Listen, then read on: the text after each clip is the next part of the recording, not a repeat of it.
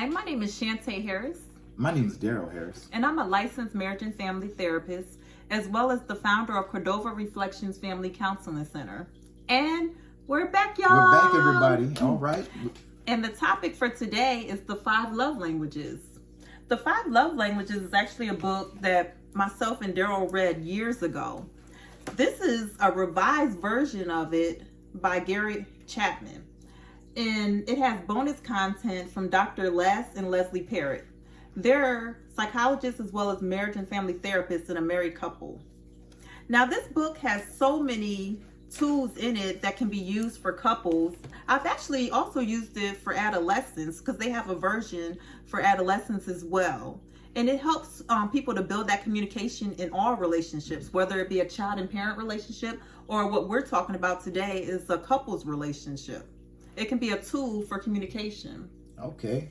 So, and communication is the foundation to every relationship, whether we know it or not, because oftentimes once we get familiar with one another, we pretty much, the communication is the first thing to go. Am I right? That's true. And communication is really important because communication actually builds a deeper bond and a deeper connection.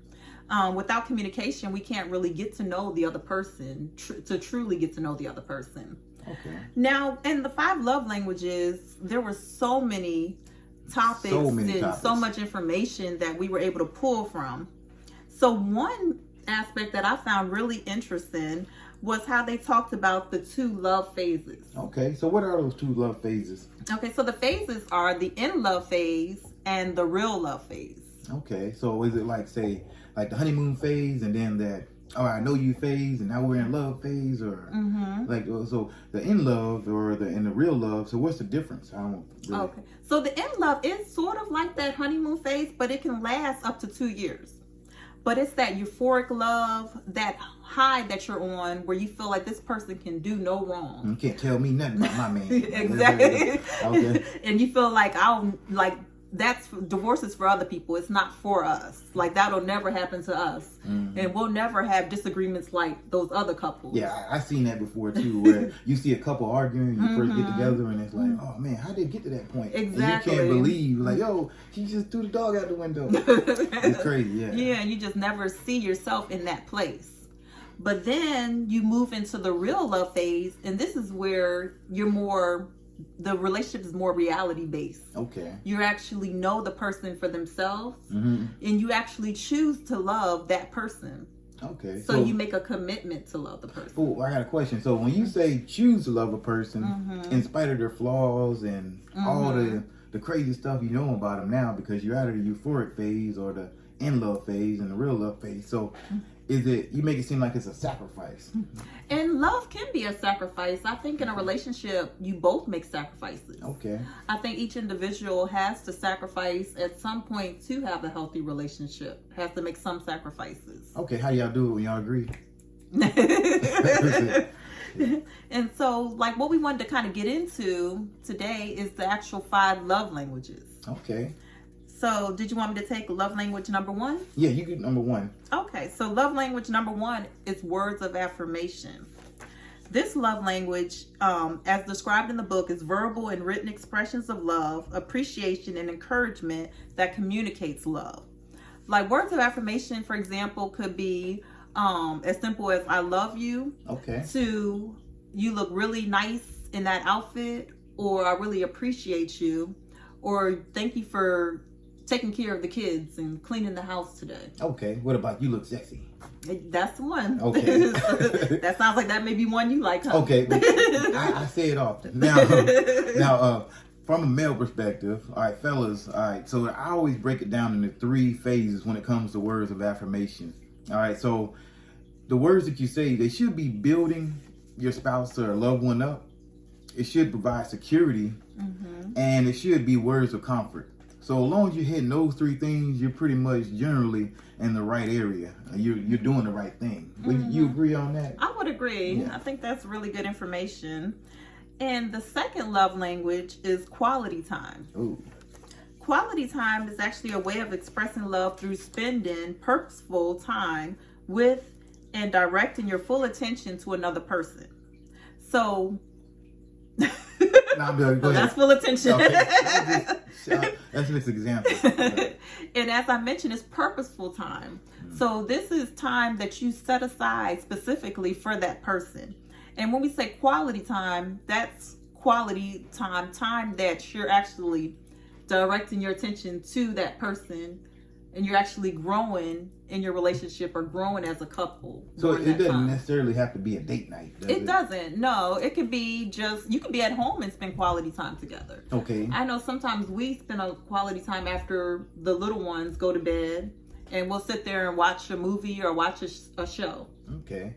So, like you said before, it's just important that you make an concerted effort to set aside that time, though.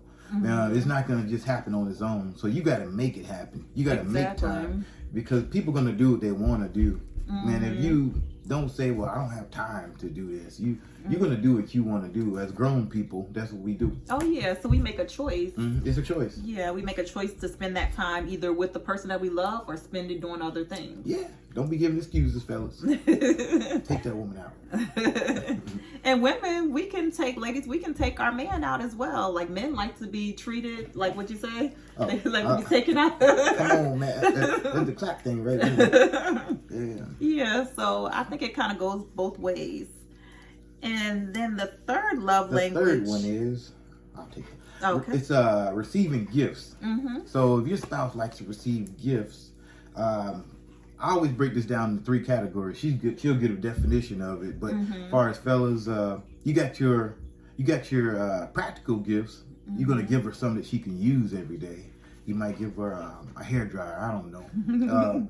And then you got sentimental gifts, which is something that can go from a memory or a vacation or a trip. Okay. It can be a picture of me.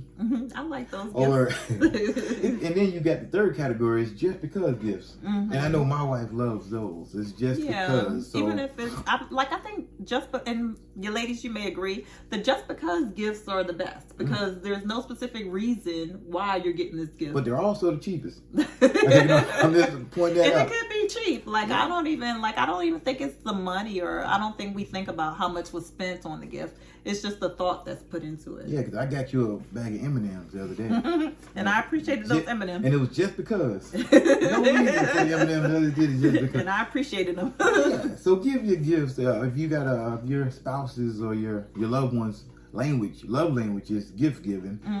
Learn about your spouse. You got to know your spouse or your loved one, so that you know what she likes and everything else. And that goes back to communication. Like, ladies and gentlemen, we have to talk to our spouses or to our partners. We have to get to know them. We have to know what they like. Yeah, and that's part of even getting to know their love language can come from having that communication, that open communication with each other.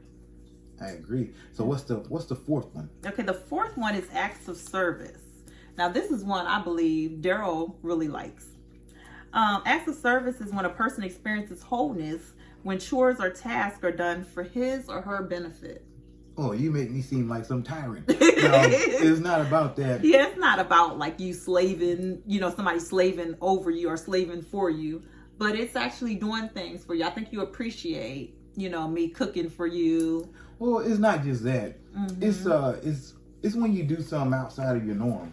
Okay. And I know that you just did it for me. And it's like, oh, she doesn't normally do that. She doesn't normally wake up at 6 o'clock to make me breakfast. But when she does it, it's just special because it's an act of service that she doesn't normally do. So I know she put extra effort into just doing that just for me, and it makes me feel special. Okay, that makes sense. And then for women, actually, what women may like is we take the sole responsibility, or not the sole responsibility, but we take a huge part of the responsibility for the children usually. Okay. So the husband or partner being able to say, you know what, you go ahead and rest, and I have the kids. Okay. I'll take care of them. Yeah. I think that's something that we would actually appreciate as an act of service. Okay. So if your spouse's love language is acts of service, we want to help out around the house. We want to do things you don't normally do. You want to make plans if you don't normally make plans. Surprise them. Yeah. Surprise her. Definitely. Yes. And then the fifth love language is physical touch. We all kind of know what physical touch is. It's pretty self-explanatory. but it's when a person experiences emotional wholeness through human contact. So it can be as simple as a touch on the shoulder. It can be a hug. It can be. Don't do that. We do on camera. It can be a kiss. It can be any type of contact with the other person. Yeah. So when we talk about love languages, I think we just went through all 5. Now on the 5th one, I always look at it as the different dialects of the language, because I would say one of the dialects is somebody might like a public display of affection, the PDA. So they might like to hold hands in public. So they might not like being touched, you know what I'm saying, sometimes. Exactly. But in public, give me your hand. And that's how it be. So yeah. I look at it as a different dialect. So can you explain, like, say, some of the other dialects and some of the other love languages that you can name offhand? It's off the top of your head. Some of the dialects of love languages? Yeah, when they talk about dialects, like I was saying, like holding hands in public. Okay. And versus say physical touch. And when we sit on the couch and watch TV, we might hold each other or whatever. But in public, it could be a whole different level. Yeah, and the different dialects are basically just different ways of showing that love language. So it's different ways. Yeah, different ways. Sort of like when you have a language that you learn, everyone may not speak that same exact language. Yeah. There's different dialects of the particular language. Okay. Okay. So it's the same with love languages. Like the actual love language can be physical touch, but it may be shown in different ways depending on the couple. So it's the way it's expressed in different manners and stuff. Exactly. And just speaking of love languages and how it relates to actually a foreign language, is we have a primary language that we learn, which is we learn in our household. Okay. Like it's the language that we grow up hearing, and it's the first language that was taught to us. Okay, it's modeled by your parents usually. Exactly. So the primary love language is similar. Like a lot of us, our primary love language is based on what we see modeled in front of us. Okay. By the couples, which most likely are our parents. It could be grandparents, the people that were around us. Okay. Okay, so this is it possible to have multiple love languages? Can I be bilingual when it comes to love? And you can. Like a lot of us do have multiple love languages. And I think that's why it's another reason that why we should actually get to know and talk to each other to determine what the love languages are, because it may not just be receiving gifts. That may be just one of the love languages. Okay. I might like receiving gifts and quality time. Okay. So I think just getting to know all of those love languages, like we can be bilingual in love languages, just like in foreign languages. Okay, so you got your primary and your secondary. That was another part of the book that I had read. I know we read it a long time ago, but I was looking over it again, and it seemed like every time I read the book, it's something new that I discover. Exactly. So I was seeing something about a love tank in there. Can you explain the concept of how the love tank works and the purpose of it? The love tank, the way they explained it was actually very interesting. They actually compared it to like a tank in a vehicle. Okay. And when your tank is on full, then your love is full, and you probably express that love language that your partner's probably expressed to you the love language that you're able to receive. So you just go out the house on full, like you're on full. Oh, somebody love me, I'm good, and it makes you feel more secure. Exactly, and they considered it fueling your love tank. Okay, so when arguments arise or something like that, I got something in the reserves. Exactly. And I can remember the good times that we had, and I can say to myself that the good times outweigh the bad. Yeah, because you never want to be on empty when you run into those difficult or challenging spots. Oh, yeah. Because then you have nothing to pull from. But if we're using each other's love languages and continuously filling our tank, when we do run into those times and we are going to as a couple, we're going to run into times where we're going to have disagreements, where things aren't going to kind of go our way, then we have that love, that foundation that's going to keep us going throughout the years and throughout the time. Man, well explained. Hey, y'all give her a round of applause real quick. That was awesome. Yeah. And a lot of times that can make the difference between people making it through the real love phase and people calling it quits during that time. Because a lot of times people do decide